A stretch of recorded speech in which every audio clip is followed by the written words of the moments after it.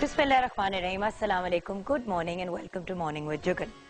जब हम एजुकेशन हासिल करते हैं या रोजी रोटी कमाने के लिए निकलते हैं तो कुछ ऐसी चीज़ें होती हैं जो हम अपने सामने रखते हैं गोल्स के तौर पे, या कुछ ऐसी वैल्यूज़ होती हैं जिनके बारे में हम सोचते हैं। उन वैल्यूज़ में अक्सर बल्कि अमूमन दौलत होती है, पहचान होती है, शोहरत होती है, इज्जत हासिल करना होता है। लेकिन एक ऐसी बड़ी इंपॉर्टेंट गोल होता है, एक बहुत इंपॉर्टेंट वैल्यू होती है जिसको हम बिल्कुल इग्नोर कर जाते हैं, और वो होता है सोशल वर्क। सोशल वर्क या फिर उसको आप वॉलंटियर वर्क भी कह सकते हैं। अब सोशल वर्क क्या है? इससे मुराद उन लोगों की भलाई के लिए काम करना जो बदले में हमारे लिए शायद कुछ भी नहीं कर सकते, लेकिन इसको मैं थोड़ा सा अमेंड करना चाहूँगी। उन लोगों के लिए काम करना जो बदले में हमें शायद कुछ रकम या कोई चीज़ नहीं दे सकते, लेकिन एक बहुत बड़ा तोहफा हमें दे सकते हैं, और वो है बहुत सी दुआएं। और अगर वो दुआएं ना भी दें तो उनके लिए काम करना हमारा फ़र्ज़ है। हज़ारों साल की इंसानी तारीख में ये साबित हुआ है कि दुनिया में नाम उन लोगों ने कमाया है या कामयाबी उन लोगों ने हासिल की है, उन खुश नसीब लोगों ने जिन्हें कुदरत की तरफ से बहुत कुछ मिला। वो लोग नहीं जिन्हें कुदरत की तरफ से बहुत कुछ मिला, बल्कि वो लोग जिनके पास दूसरों के लिए देने के लिए बहुत कुछ था। ज़रूरी नहीं है कि आपके पास आप करोड़ों या लाखों में खेल रहे हो या अरबों में, कुछ लोगों के तो ऐसे भी हालात होते हैं। आपको अगर आपके पास थोड़ा सा भी कुछ है और आपके घर पे कोई आके दस्तक देता है और उसको भूख लगी है, उसको एक रोटी खिलाना भी सोशल वर्क में ही आता है। और if I am not mistaken, ये हम सब जानते हैं कि हमारे ऊपर ये फ़र्ज़ है कि अगर हमारे पास कोई आए और कुछ मांगे और ज़रूरतमंद हो और हमारे पास देने के लिए हो, तो हम उसे खाली हाथ ना भेजें। वॉलंटियर की एक्टिविटीज़ में हिस्सा लेने का बाय द वे उन लोगों को सिर्फ फ़ायदा नहीं होता जिनकी आप मदद कर रहे होते हैं, इसका फ़ायदा आपको भी बहुत ज़्यादा होता है। फॉर एग्ज़ाम्पल, आप बहुत अच्छा महसूस करते हैं जब किसी के लिए अच्छा करते हैं। कम से कम मैं जब किसी के लिए कोई अच्छा काम करती हूँ या किसी के लिए कोई ऐसी चीज़ करती हूँ जो और कोई नहीं कर पाता, तो मैं तो बहुत अच्छा महसूस करती हूँ, और आपकी इज्जत नफ्स भी इससे बहुत ज़्यादा बढ़ जाती है। इसके साथ साथ ऑफ कोर्स एक रिसर्च के मुताबिक ये साबित हुआ है कि जो लोग सोशल एक्टिविटीज़ में या वॉलंटियर वर्क में ज़्यादा इन्वॉल्व होते हैं, उनकी सेहत दूसरों की बनस्बत ज़्यादा अच्छी होती है, दिल की बीमारियों से वो महफूज रहते हैं, और उनको जहनी टेंशन बहुत कम होती हैं। जो लोग डिप्रेशन का शिकार होते हैं या बहुत ज़्यादा लो फील करते हैं, उनको तो बल्कि ज़्यादा सोशल वर्क की एक्टिविटीज़ में इन्वॉल्व होना चाहिए, क्योंकि जब हम देखते हैं कि हमारे से ज़्यादा बुरे हालात में भी लोग हैं, तो एटलीस्ट हमें अल्लाह ताला का शुक्र अदा करने कि हमारे अंदर एक चीज़ पैदा होती है कि अल्लाह ताला कम से कम मेरी इतनी बुरी सिचुएशन नहीं है। और चाहे जितनी भी बुरी सिचुएशन हो, अल्लाह ताला का हर लम्हे शुक्र अदा करना चाहिए। और उस शुक्र अदा करने के अमल में एक एक्टिविटी जो हम कर सकते हैं, जिससे हम प्रूव कर सकते हैं कि हम कितने ग्रेटफुल हैं, वो ये है कि हम दूसरों की मदद करें। अक्सर लोग ये घूम के कहते हैं कि अपना पहले घर बना लेना चाहिए, अपना पहले ये कर लेना चाहिए, अपनी गाड़ी खरीद लेनी चाहिए, अपनी बिजनेस शुरू कर लेनी चाहिए, फिर दूसरों का की देखी जाएगी। लेकिन प्रॉब्लम ये है कि जब हम अपनी ही चीज़ों की काविश में लगे रहते हैं तो हमारे अंदर सेल्फिशनेस पैदा हो जाती है, और हम बस अपना ही सोचते रहते हैं। कोशिश यही करनी चाहिए कि एक सर्टेन हिस्सा, ज़कात तो हमारे ऊपर फ़र्ज़ है ही, लेकिन उसके साथ साथ एक हिस्सा अपनी कमाई का साइड पे कर लें। मेरी एक दोस्त ज़हरा है, उनके हस्बैंड जो भी कमाते हैं उनमें से एक रकम उसने ज़कात से हट के रखी हुई है, जो वो लोगों पे खर्च करती है। चाहे वो जाके जो अर्थक्वेक के विक्टिम्स हैं उनके लिए कंबल लेनी हो सर्दियों में, या फिर जो हमारे फ्लड के विक्टिम्स थे उनके लिए खाने की चीज़ें जो ख़राब नहीं होती जल्दी वो लेना हो। मतलब इस किस्म की एक्टिविटीज़ वो करती रहती है। चाहे वो दूध के डब्बे हों जो वो लेके निकलती है जब घर से, तो जब कोई भी आके बच्चा खिड़की पे पैसे मांगता है तो वो डब्बा खोल के दूध का बच्चे को पकड़ा देती है और कहती है कि दूध पी लो। अब ये छोटी छोटी सी चीज़ें हैं। अब आप देखें कि अगर हम किसी को सिखाते भी हैं, किसी एक बच्चे को अपने घर बुला के उसको पढ़ाते हैं जो ट्यूशन नहीं अफोर्ड करता या जो स्कूल नहीं जाता, तो उससे हमें सीखने का कितना मौका मिलता है। एजुकेशन देने से एजुकेशन हमें बहुत ज़्यादा मिलती भी है। और देखें, अगर हम सोशल इश्यूज़ को देखें अपनी सोसाइटी में, समाज में, तो वो बहुत ज़्यादा हैं।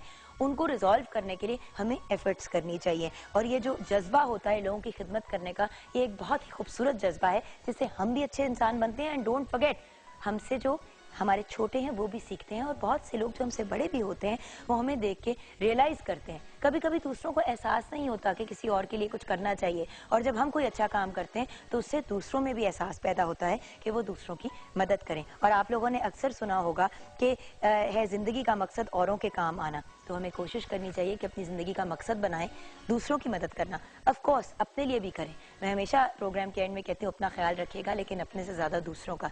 जब दूसरों का ख्याल रखेंगे आप, तो आपका ख्याल रखने वाले भी बहुत से लोग आगे आ जाएंगे। 042992000628 पे आप कॉल कर सकते हैं। mj@ptv.com.pk पे ईमेल कर सकते हैं। www.facebook.com/morningwithjugan पे आप फेसबुक पे ऐड कर सकते हैं। 21 Mahmood Ghaznavi road, PTV centre Lahore पे खतूत। और अगर आपने ट्विटर पे ज्वाइन करना है तो JUGGUNKAZIM पे ज्वाइन कर सकते हैं। ऑफिशियल फेसबुक का अपना जो मेरा पेज है, आप लोग अक्सर पूछते हैं तो कुछ देर तक मैं अनाउंस करती रहूंगी ताकि आप लोग उसी पे ऐड करें, क्योंकि लोग फेसबुक वगैरह गलत अकाउंट्स बना के कभी कभी मिसगाइड भी लोगों को करते हैं और पैसे मांग लेते हैं और अजीब अजीब चीज़ें करते हैं। ऐसा कुछ भी कम से कम मेरे पेज पे नहीं होगा। तो JUGGUNKAZIMOFFICIAL Jugan Kazim official Facebook का मेरा पेज है। www.facebook.com/जुगन काजिम ऑफिशियल। अच्छा, सवाल आज का question of the day very very simple. Social activities में हिस्सा लेना हमारे लिए कितना फायदेमंद होता है? सोशल एक्टिविटीज़ में या वॉलंटियर वर्क में हिस्सा लेने से हमें क्या फ़ायदा होता है? मैं ये नहीं पूछना चाह रही कि दूसरों को क्या फ़ायदा होता है, मैं ये जानना चाहती हूँ कि आपकी नज़र में जब आप लोगों की मदद करते हैं तो क्या फ़ायदा होता है। यही बात है, जब हम एक दूसरे के साथ शेयर करते हैं तो जज्बा पैदा होता है हेल्प करने का। ब्रेक के बाद इसी सवाल का जवाब जो आपने जवाबात दिए हैं वो शेयर करूंगी फेसबुक के सेगमेंट में। उसके बाद मुलाकात होगी शेफ मुनीरा से। उन्होंने कमिट किया था कि आज वो चिड़ा फिश जो है वो हमारे साथ शेयर करेंगी कि उसकी रेसिपी क्या है। हम फिश वीक, अपने सी फूड वीक में फिश के ऊपर ज़्यादा तवज्जो देने, तो उसकी भी रेसिपी उनसे जानेंगे। उसके अलावा आपकी मुलाकात होगी यासीन भट्टू साहब से, वो आपके साथ शेयर करेंगे आपकी किस्मत का हाल। आप अपनी इन्फॉर्मेशन भेजें, लाइव कॉल्स करें, SMS करें, सारी इन्फॉर्मेशन हमें भेजें, हम उस इन्फॉर्मेशन को पुट फॉरवर्ड करेंगे। अपना नाम, अपनी मदर का नाम और डेट ऑफ बर्थ। अपना नाम, मदर का नाम और डेट ऑफ बर्थ यासीन साहब को चाहिए होती है, भट्टू साहब को, तो वो हमारे साथ शेयर कीजिएगा। हम उनके साथ शेयर करेंगे और आपको उनके सेगमेंट में सवालों के जवाब देंगे। एंड देन फाइनली गपशप विद जुगन में 2 लिविंग लेजेंड आर्टिस्ट हमारे साथ होंगे जो एब्सोल्युटली फिनोमिनल पर्सनालिटीज़ हैं। एक ऐसी पर्सनालिटी जो अब हमारे साथ नहीं है, कुछ अर्सा पहले वो हमसे जुदा हो गए। अल्लाह ताला उन्हें जन्नतुल फिरदौस में आला मकाम अता फरमाए, आमीन।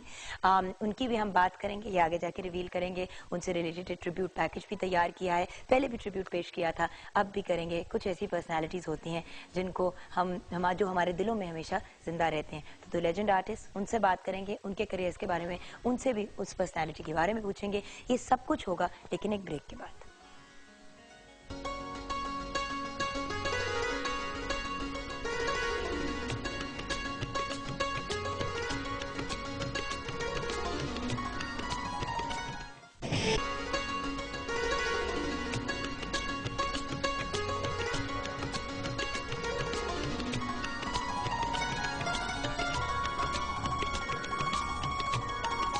Welcome back viewers. आज का हमारा topic social activities, social work या वॉलंटियर वर्क की हो रही है बात।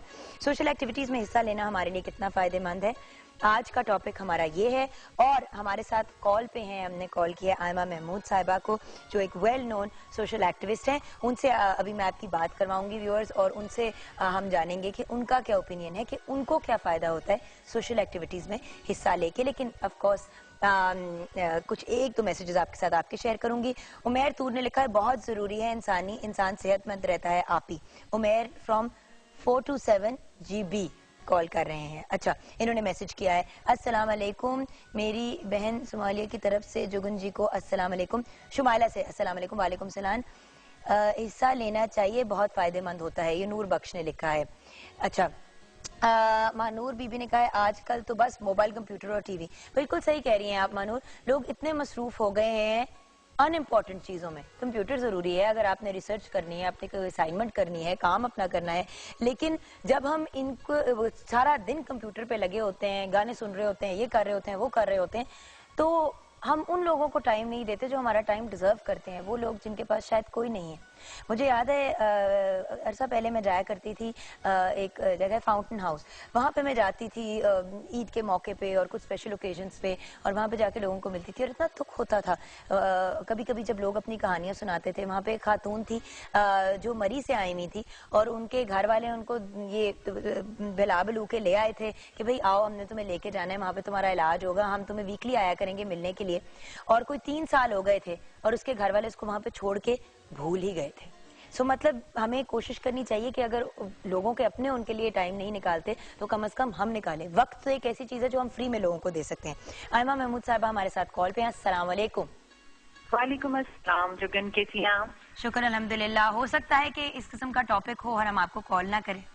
अरे नहीं, thank you very much. I really appreciate कि ऐसे इम्पोर्टेंट इश्यूज पे आप बात करती हैं और आपने कहा क्या फायदा होगा। आज आप जो कर रही हैं इससे आपको तो जो फायदा होगा सारी इंसानियत को फायदा है कि हम इस वक्त बात कर रहे हैं कि हमें दूसरों के लिए क्या करना है। क्योंकि आयमा जी हमेशा लोग ये कहते हैं कि भाई ठीक है मैं फिलहाल के लिए ये करूंगी लेकिन मेरे लिए कोई क्या करता है। तो आज हम ये पुट फॉरवर्ड करना चाहते हैं बात कि जब आप किसी के लिए कुछ करते हैं तो आपको उसका क्या फायदा होता है।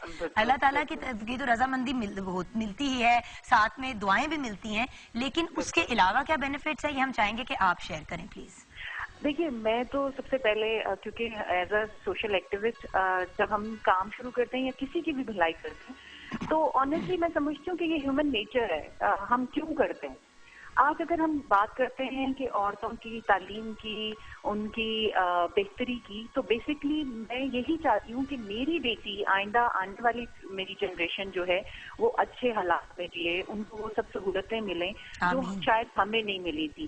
तो सोशल जब भी हम किसी अच्छाई की तरफ कदम उठाते हैं उसका डेफिनेटली फायदा दूसरों को तो पहुंचता ही है, सबसे ज्यादा हमें पहुंचता है क्योंकि हमें हमारे मजहब में सबसे पहले ही हुक्म दिया गया कि हकूकुल इबाद जो हैं वो सबसे ज्यादा अहम है। अल्लाह ने कहा अब तो माफ कर दूंगा फराइज, लेकिन अगर हकूकुल इबाद पूरे नहीं करोगे तो उसकी जवाबदेही। और अहमद जी ये जो एक बड़ा इंपॉर्टेंट पॉइंट है, आपने कहा आप चाहती हैं आपकी बेटी का भी फ्यूचर वो भी इस तरह करे और उसके हालात आपसे बेहतर हों।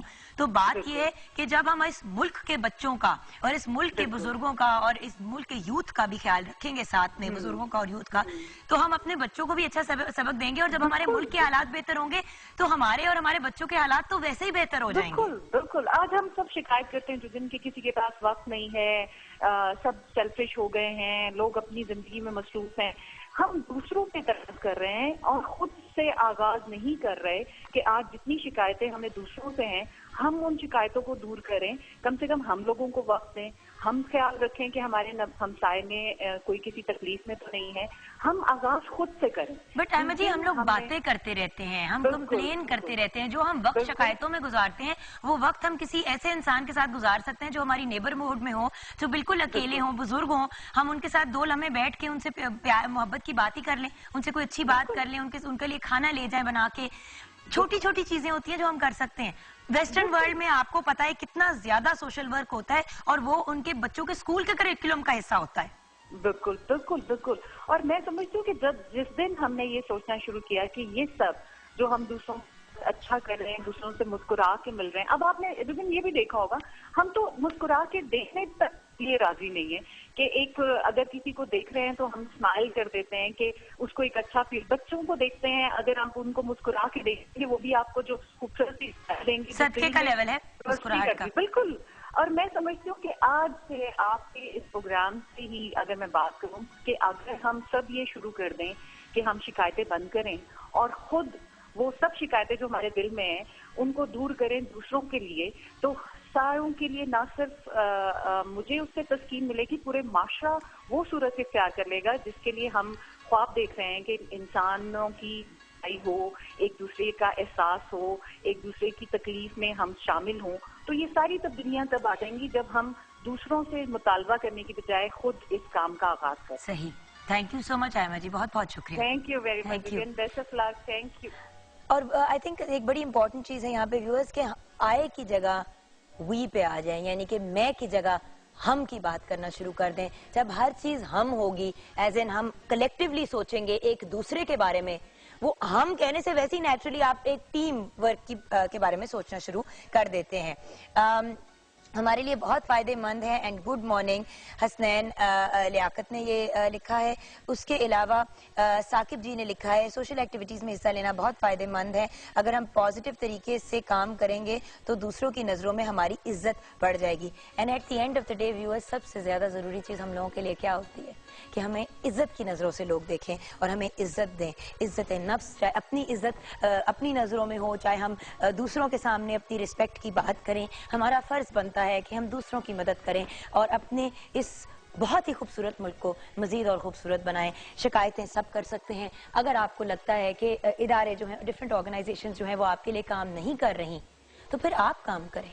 बात यह है कि शिकायत करना बड़ा आसान है, एक्टिवली इन्वॉल्व होकर मसाइल को हल करना बहुत मुश्किल। इन्वॉल्व हों, खुद अपने मुल्क, अपने हालात, अपने मोहल्ले, अपनी सोसाइटी, अपने घर के हालात बेहतर करें। खुद देखिएगा, इंशाल्लाह हमारा मुल्क बहुत बेहतरी की तरफ जाएगा।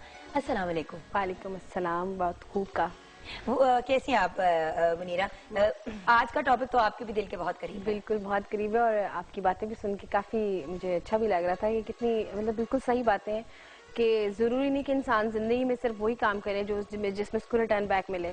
कुछ एक्टिविटीज़ आपकी ऐसी होती हैं, आपको पता ही तो हकूक़ अल्लाह भी है कि आपको करना चाहिए, और वो कहते हैं कि गॉड हेल्प दोस्त हु हेल्प अदर्स। तो मतलब ये आपको काम करना चाहिए। सोशल वर्क ऐसी चीज़ जिसमें आपका जज्बा तो पता चलता ही है, लेकिन आपका मैसेज जो खुद का होता है, आपको दिल में वो बड़ी तसल्ली होती है कि आपने अपना मैसेज दूसरे को ट्रांसफर किया। मैं तो कहती हूँ कि और कुछ नहीं तो आपको सवाब तो मिल रहा है ना। वो जी बिल्कुल। अगर यही जानना चाहते हैं कि आपको क्या मिलता है, तो सवाब तो मिलता ही है ना। बात यह है कि तमीज से किसी के साथ पेश आना, किसी से अच्छे तरीके से डील करना, हो सकता है कि इंसान बड़ी टेंशन में हो, आपके दो पोलाइट अल्फाज जो हैं या जो प्यार से उनको मिल के आप उनके साथ अच्छे तरीके से बात करते हैं, उससे उनका दिल ही बहल जाए, वो भी एक सोशल वर्क की कैटेगरी में आ जाता है। बात ये कि be good to others, others भी will be good to you. दूसरों के साथ अच्छे हो, लोग आपके साथ अच्छे होंगे, जनरल माहौल सोसाइटी का अच्छा हो जाएगा। और ये आपके अंदर की चीज होती है कि आपकी जो अंदर साइड है वो सेटिस्फाइड होती है कि आपने क्या किया है, और जरूरी नहीं कि आपने सिर्फ लोगों को खुश करने के लिए सिर्फ ये काम करना है। जैसे कि भी आपने कहा है, और यही बात मेरे भी यही बिल्कुल बात यही है कि आप हर वो काम करो जो इसमें आपके दिल को सुकून मिलता हो, और इसके लिए आपको एक लम्हे के लिए अपने लिए सोचना चाहिए, फोकस करना चाहिए कि वो चीज़ जिससे आपके दिल को सुकून मिलता हो आपको हेल्प करें। और ज़रूरी कि उस हेल्प के लिए आपको रिटर्न बैक सिर्फ तालियां हो, तारीफ हो, ये हो। मेरा ख्याल आपको हेल्प करनी चाहिए, और ये कैसे जज्बा जो हर एक के अंदर होता है उसको सिर्फ उजागर करने की बात है, अपने सोचने की बात है कि हमने ये काम करना है और हम कर सकते हैं। सही। अच्छा, आज के अपनी रेसिपी की तरफ आते हैं। कल आप चिड़ा फिश में ब्रेक में भी हम डिस्कस कर रहे थे, ऑन एयर भी हमने कुछ थोड़ा सा डिस्कस किया था, तो आज हाय अल्लाह पूरी मछलियां आ गई। जी बिल्कुल आ गई, और बेचारियों को मिर्चें लग गई हैं। मिर्चें लगा दी है। मैंने कहा थोड़ा सा आप थोड़ा सा मिर्चों का मजा लो। वो भी खुश हो रही है। वाला माहौल है। अच्छा हाँ तो जी। आज हम बना रहे हैं फ्राइड फिश। जैसे कि हमारे मार्केट में इसको इस चिड़ा फिश के नाम से दिया जाता है, लेकिन ऑल ओवर देखा जाए तो उसको जब रेसिपीज हम करते हैं तो पता नहीं किसी को चलता, तो उसको हम पैन फ्राई के नाम से कहते हैं। इसकी पहचान ये कि इसकी जो दुम होती है वो फोक की तरह होती है। अच्छा, ये पाम्पलेट नहीं है बाय द वे, आप लोग ये पॉम्फ्रेट तो नहीं है? नहीं, मैं बता रही हूँ कि जब हम इसको रेसिपीज की तरफ जाते हैं तो पता नहीं चलता, क्योंकि अब जब देखते हैं तो कहते हैं चिड़ा फिश कौन सी, किसी को पता नहीं चलता, तो फिर हमको बताना पड़ता है। जो इसकी पहचान है, उसकी पहचान इसकी जो दुम होती है ये फोक की तरह होती है। ये मैं दिखाऊंगी कांटे की तरह। हाँ। नहीं, मैं पता है क्यों कह रही हूँ, क्योंकि जब मैं गई थी ना लेने के लिए मछली, भी एक सेकंड पकड़ लेंगी प्लीज ताकि वो देख भी लें। ये देखें जरा। हाँ, तो ये इस तरह होती है। अच्छा, क्योंकि पाम्पलेट क्यों छोटी ही होती है फिश। अब देखिए ना, एक छोटी वहाँ पे जो आपने कट कर दी है, वो जरा दिखाएं, जो जिस तरह आपने काटी है, उसकी दो हटा के ये, तो ये ऑलमोस्ट पाम्पलेट टाइप ही लग रही है, पर पाम्पलेट जरा ज्यादा पतली होती है और व्हाइट एंड ब्लैक में होती है। और लेकिन ये हमारी यहाँ इसकी बहुत पाई जाती है। इसकी सबसे खासियत ये है कि ये समुद्र की कराची से ज्यादा आती है, और इसकी वैसे बहुत सी इकसाम होती है, लेकिन इसकी ये कि इसकी जो खूबसूरती है कि इसका एक ही कांटा होता है, और इसको जब आप निकालते हैं बहुत टेस्टी होती है। इसको सिर्फ फ्राई किया जाता है, इसको हम इसकी ग्रेवी वगैरह में नहीं बना सकते हैं, लेकिन अगर हमारा दिल करे कि इसको हमें बनाना है तो आप हमेशा इसको लड़ा से करके इसकी सॉस बना के इसको डिश आउट करें। इसके लिए जो मैरिनेशन की जो हमें चीज़ें चाहिए होंगी वो पहले ही बता दूं कि ये अगर आप आजकल के मौसम में खाएं, जोड़ों की दर्द के लिए बहुत अच्छी है, और ये कि बहुत गर्म होती है, और ये सिर्फ आजकल के ही मौसम में अवेलेबल होती है। गर्मियों में जैसे आमतौर पर होता है हर फिश आपको मिल जाती है स्टोर से, तब ये नहीं खानी चाहिए।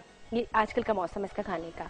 और जो इसकी चीज़ें हमें चाहिए होंगी, जैसे कि मैंने इसको, अगर आपने 1 किलो लिया है, इसको पूरा कट करके पीस रख के आप इसमें ऑयल लें, हल्का सा उसके ऊपर 1 चम्मच ऑयल लगाएं, और इसमें मैदा बिल्कुल तकरीबन आधा कप, इसके मुताबिक जितना आपने रखा है आपने उसके ऊपर छिड़कना है, रख दें इसके ऊपर, ठीक है। अच्छा, उसके बाद आपने करना है कि नमक हस्ब जायका लें। आपको पता है कि अगर हम बाकी मछली में जैसे नमक लगाते हैं, इसमें ऑलरेडी इतना नमक की क्वांटिटी होती है कि अगर आप इसमें ऑलरेडी लगा के रख देंगे, ज्यादा देर ना लगाएं, इसको फौरन इसको वॉश कर लें, काली मिर्च लें हस्बे जायका, पेपरिका पाउडर इसमें लें, तकरीबन आप हाफ टेबल स्पून ले लें, साथ में लेमन जूस लें 1 खाने का चम्मच, साथ में बेसन लें 2 चम्मच और अंडा लें 1 अदद, हरी मिर्च की पेस्ट लें 2 चम्मच, अदरक पेस्ट लें 2 चम्मच। इन सबको अपने लगा नस्ल की मिर्च लगा दें इसको। हाँ, इसको लगा के रख दें। इसकी जितनी देर पड़ा रहेगा ना, तकरीबन 2 से 3 घंटे इसकी मैरिनेशन है, आप इसको पड़ा रहने दें। अच्छा, एक सेकेंड, आपने कल एक बात समझाई थी कि जुगन मछली के ऊपर नमक और पता नहीं क्या लगा के उसको रख देना चाहिए ताकि वो उसकी स्मेल खत्म हो जाए, तो इसके साथ भी वही करना चाहिए? सिरका और नमक इसके साथ भी वही करना चाहिए, लेकिन इसमें चूंकि समंदर की होती है ना, इसमें ऑलरेडी नमक बहुत होता है, इसमें नमक ज्यादा देर ना लगा रहने दे। मतलब लगाएं बट बहुत कम देर के लिए और वॉश कर दें। इसके साथ जो मैंने ऑप्शन रखा ना, साथ मैदा लगा दिया ऊपर। अच्छा, ताकि वो ज्यादा इसकी वो जब हम वॉश करेंगे तो ये बहुत सॉफ्ट मछली होती है, और जब होता है इसलिए इसको फ्राई किया जाता है, इसको ग्रेवी वाले सालन के साथ नहीं बनाया जाता, वरना ये खराब हो जाती है। तो इसके लिए ये कि आप इसको जब वॉश कर लें तो इसको उसके बाद फिर मैरिनेशन लगा दें। हाँ, फिर मैरिनेशन हमेशा ये होता है कि फिश को वॉश करने के बाद ही मैरिनेट किया जाता है। मैरिनेट के बाद वॉश कर देंगे तो उसका वो सारा कुछ लोग करते हैं। हाँ, कुछ लोग कर देते हैं, लेकिन उसको बाद आप कर दें। अच्छा, फिर और इसको मैं सर्व करूंगी एक सॉस के साथ। अगर आप रोटी के साथ खाएंगे तो सॉस आपको बहुत अच्छी लगेगी, बड़ी डिफरेंट सॉस है। इसके लिए जो मैंने चीज़ें ली हैं, इमली लिए तकरीबन 1 पाव, साथ में लेंगे आलू बुखारे की चटनी तकरीबन 2 से 3 खाने के चम्मच, साथ में अदरक होगा हस्बे ज़रूरत जितना आप डालना चाहें, और साथ में ज़ीरा लें, वो भी 1 टेबल स्पून आप डाल लें, साथ में लेंगे पुदीना की 1 बंच लेंगे, इसका साथ साथ पानी लेंगे 1 कप। इन सब चीज़ों को मैं चॉप करूँगी अदरक में डाल के, इसमें इमली की चटनी, आलू बुखारे की चटनी, साथ में होगी पानी। इसको मैं थोड़ा सा पकाऊंगी, जब पक जाएगा फिर उसके बाद पुदीना और हरी मिर्चों को जब मैं ब्लेंड करूँगी जीरे के साथ, हल्का सा सॉल्ट एंड पेपर वगैरह नहीं इसमें? वो आपकी ऑप्शनल होती है, आप क्योंकि मछली ऑलरेडी फ्राइड होती है, तो अगर आप उसको ना भी डालें तो मर्जी है। और इसके साथ एक और चीनी नहीं डलती इसमें? नहीं, मैं चीनी नहीं डालूंगी। ओके, क्योंकि अक्सर जब इमली का नाम आता है तो उसके साथ एक लेकिन चम्मच आलू बुखारे की चटनी जो मैंने बता दी उसमें आपको ऑलरेडी चीनी होती है, इसलिए आपको जरूरत नहीं है इस चटनी में डालने की, क्योंकि चटनी आलू बुखारे की जो बनी होगी उसमें आपकी ऑलरेडी चीनी होती है।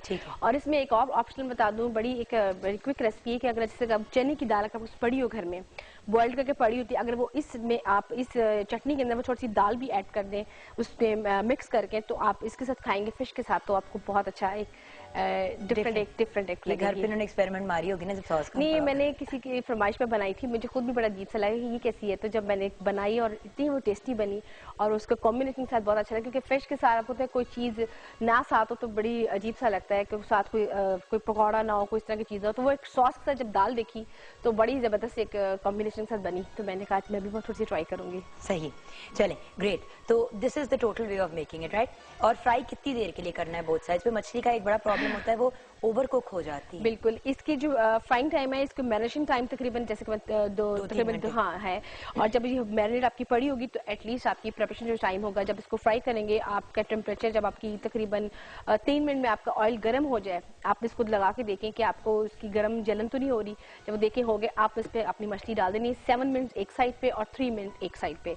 वो 3 मिनट इसलिए मैंने कहा है क्योंकि जब 7 मिनट एक साइड पे मछली पड़ी रहेगी, वो डीप फ्राई होगा तो ऑलरेडी कुक हो जाएगी 2 साइड से, और उसको ज्यादा पलटना है 3 मिनट बाद, तकरीबन 7, 9, 10 मिनट आपकी मछली का 1 पीस रेडी होगा, 1 पीस नॉट होल, 1 करके आप डालें। अगर तो तकरीबन अगर बहुत बड़ी फ्राई है तो आप एटलीस्ट 15 मिनट्स कर लें, दोनों को बहुत को टाइम दे दें आप, क्योंकि याद रखें जब आप दो या 3 चीजें डालते हैं तो टेम्परेचर कम होता जाता है। और आग हमेशा बहुत ज्यादा तेज नहीं रखनी है ना बहुत आहिस्ता रखनी है, बिल्कुल दरमियानी रखनी है, ये नहीं कि वो कड़क जिस तरह पकौड़ों के लिए सड़ती गर्म तेल होता है, ऐसे नहीं, बिल्कुल ऐसे। अच्छा, चले आप अपने काम में मसरूफ हो जाएं।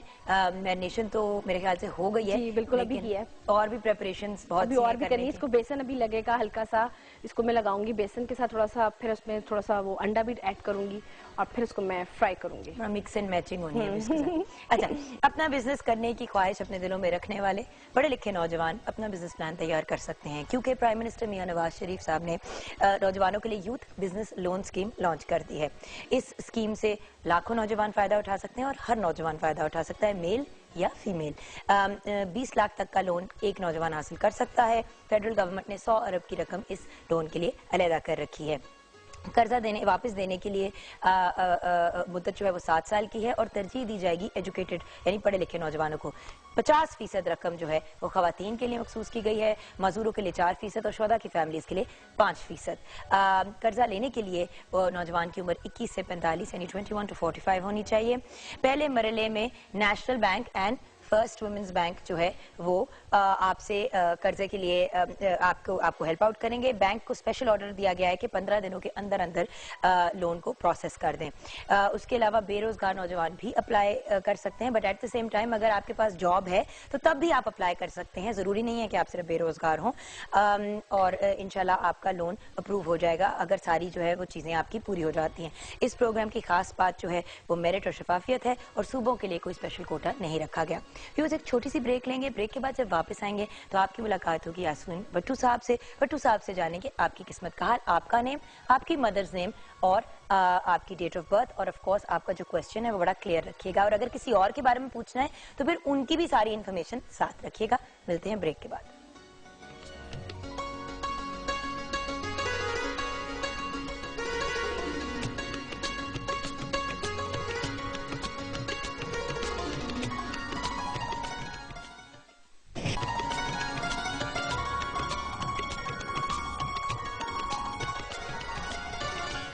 Welcome back from the break viewers. जैसे कि आप जानते हैं और काफी देर से मैं अनाउंस कर रही हूँ, यासीन भट्टू साहब हमारे साथ हैं। उनसे जानते हैं आपकी किस्मत का हाल, लेकिन उससे पहले ऑफ कोर्स जो मैं आपको फिर से रिपीट करूंगी, जो भट्टू साहब बार बार कहते हैं, मदर्स नेम जरूरी होता है, उनको चाहिए होता है। और जब कभी आपने फॉर एग्जांपल अगर ये पता करना है कि आपकी शादी फलां बंदे के साथ चलेगी कि नहीं, तो फिर आपको उस बंदे की भी इंफॉर्मेशन देनी होती है। इंडिपेंडेंट इस तरह जवाब नहीं दिया जाता। अस्सलाम वालेकुम। वालेकुम रहमतुल्लाह व बरकातहू। क्या हाल है भट्टू साहब? अल्हम्दुलिल्लाह ठीक ठाक। भट्टू साहब आपसे सबसे पहले मैं पकड़ लेती हूँ, क्योंकि आपको पता है ना कि खेलते कूदते हुए हमारा प्रोग्राम चलता है। वैसे कूदना कम होता है, खेलना ज्यादा होता है। अच्छा, एक तो कागजात इतने आते हैं ना आपके लिए, लगता है कि जैसे पता नहीं कौन सी डॉक्यूमेंट्स आ रही हैं, लेकिन असल में आ रहे होते हैं इन्फॉर्मेशन। तो समरा कौकब से स्टार्ट करें भट्टू साहब? जी जी। अच्छा, समरा कौकब से हम स्टार्ट लेंगे। 11/9/1990। ताहिरा बीबी इनकी मदर का नाम है। रावलपिंडी से इन्होंने हमसे राब्ता किया है और 4:30 PM इनकी बर्थ का टाइम है। माशाअल्लाह। 9वीं और 10वीं के एग्जाम देने हैं। क्या पास हो जाऊंगी? और फाइनेंशियल पोजीशन कब तक ठीक होगी? एक तो इंशाल्लाह ये पास हो जाएंगी, तो फाइनेंशियल पोजीशन की थोड़ी सी ताखीर है, तो लेकिन इंशाल्लाह ताला अल्लाह करम करेगा, फाइनेंशियल पोजीशन में ठीक हो जाएगी अगले साल। अच्छा, और अच्छा 9th और 10th के एग्जाम का आपने क्या? तो पास हो जाएगी, पास हो जाएंगी, ठीक है। अच्छा, सोबिया मलिक जी जी 2/3/1992। जमीला बीबी इनकी मदर का नाम है। हरिपुर सिटी है जहां मेरी एंगेजमेंट हुई है। क्या वहां मेरी शादी हो जाएगी कि नहीं? और मैरिड लाइफ कैसी गुजरेगी? शादी जो ये चाहती है वहाँ तो मुश्किल है, नहीं हो सकेगी। नहीं, बट जहां मंगनी हो गई है बस मामला ताखीर है, बड़ी बहुत ताखीर है, देर है यानी नहीं होगी। देर है। जरा एक मतलब एक दो काम करे, सदका दें, और दूसरा है माँ बाप की इज्जत करें। अच्छा। अपनी वालदा की खास तौर पे उसका एहतराम करें, उसको नाराज ना होने दे, तो सारे मसले जो मुश्किलात आ रही हैं ना वो ठीक हो जाए। अच्छा भट्टू साहब, एक यहाँ पे क्वेश्चन बनता है कि उन्होंने ये भी पूछा है मैरिड लाइफ कैसी होगी। तो चलिए अगर यहाँ नहीं भी होती तो मैरिड लाइफ वैसे कैसे होगी इनकी? मैरिड लाइफ तो वो जो बात तो आपकी बात सही है। वैसे इंसान अगर मर्जी से ना भी हो तो वैसे जब शादी होगी तो कैसी होगी? हाँ, तो वैसे तो ये ना उसके लिहाज से, चूंकि ये खुद चूंकि पैसेस है ना, तो इस वजह से मसला जो थोड़ा सा उसका सार में गड़बड़ा भी मर्जी की मालिक हो जाएगी, और उसके बाद अगर ऐसे हो वो कुछ जो तवक्को करेगी अपने खामों से, वो चीज़ तो नहीं मिल सकती। विशफुल थिंकिंग जो है ना उसके हिसाब से तो नहीं चलना चाहिए ना। अब ये है कि दूसरे आदमी का भी ख्याल करना चाहिए। रेसिप्रोकल ट्रीटमेंट होगा तो उसके साथ चलेंगे। ये सवाल से मैं कहता हूँ। दूसरा नंबर इनका एक 8 नंबर है ना, जरा वो उसमें प्रॉब्लम क्रिएट करता है। उसके लिए मैंने बता दिया कि माँ बाप की इज्जत करे, इससे ज्यादा अच्छा वजीफा ही कोई नहीं। और सबसे बड़ी बात यह कि जो माँ बाप की इज्जत करता है उसको माँ बाप की दुआएं लगती हैं, और वो कहते हैं ना कि अपनी दुआ लगे या ना लगे, माँ की तो जरूर दुआ लगती है। दुआ अर्श मौला तक जाती है। अच्छा, कॉलर है एक भट्टू साहब, ये आपको लिखना। समरीना नाम है इनका, समरीना। जी जी। अपने बहनोई के बारे में पूछना है इन्होंने, लेकिन अच्छा। अस्सलाम वालेकुम समरीना। अस्सलाम वालेकुम शुक्रिया, कैसी हैं? शुक्र अल्हम्दुलिल्लाह, आप बताएं आप कैसी हैं? बिल्कुल ठीक। जी समरीना, बहनोई के बारे में पूछना है। जी जी। अच्छा, तो उनका नाम क्या है? आमिर जावेद। आमिर जावेद। और इनकी मदर का नाम क्या है? जाहिदा। जाहिदा। जाहिदा परवीन। जाहिदा परवीन। और डेट ऑफ बर्थ क्या है? 4 जनवरी 1974। अच्छा, और सवाल क्या है? फाइनेंशियल प्रॉब्लम्स बहुत से आते हैं, बिजनेस कोलैप्स हो गया है और लोन्स बहुत ज्यादा हैं। अच्छा, तो कर्जों के नीचे बेसिकली दबे हुए हैं और हाँ फाइनेंशियल सिचुएशन ठीक नहीं है। हाँ जी, और हेल्थ प्रॉब्लम भी है, बैकबोन जो है शायद आई थिंक में प्रॉब्लम है। मतलब यही पूछना है कि फाइनेंशियल और हेल्थ की फेस कब ये तक आपकी चलेगा। बहन के हस्बैंड हैं? हाँ जी। ठीक है, थैंक यू समरीन। अच्छा, बहन का भी पूछ ले।